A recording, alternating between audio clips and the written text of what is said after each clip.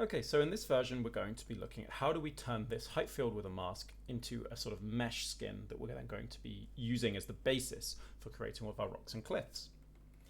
Well, in order to turn a height field into a piece of geometry or some polygons inside of Houdini, we can just use the convert height field node. So we plug this in.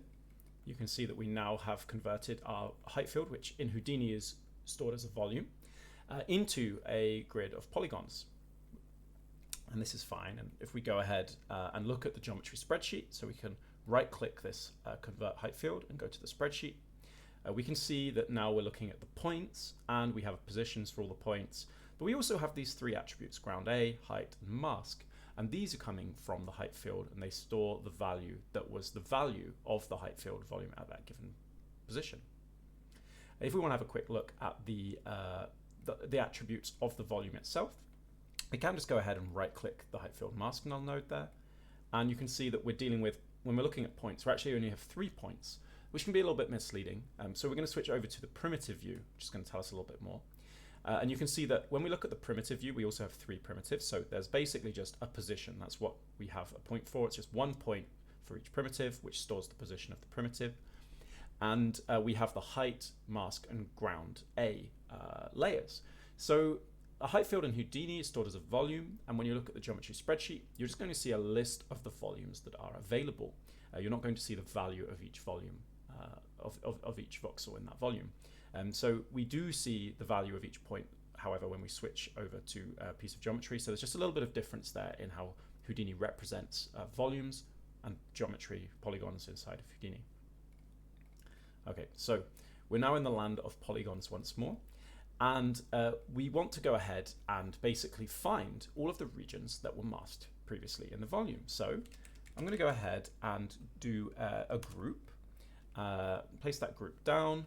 We're going to make it a point group because the mask value was stored in the points of the attribute spreadsheet. If you remember, if we go back to the geometry, we can see mask is a point attribute there. And we're going to say we're going to mask all the points. We want to grab all the points, create a group over all the points where the mask value was greater than, say, 0.5 or 0.2. And you can see we're now making a point selection of all the points that were in the mask. There we go. And we're going to call this group remove. I'm going to flip that to be less than rather than greater than. So we're going to grab actually everything that's not a cliff. And then I want to promote this group to be a primitive group. So we're going to go and find the group called remove, and we're going to convert from automatic is fine, but convert to primitives. So now you can see that we're grabbing all the primitives. Okay, great.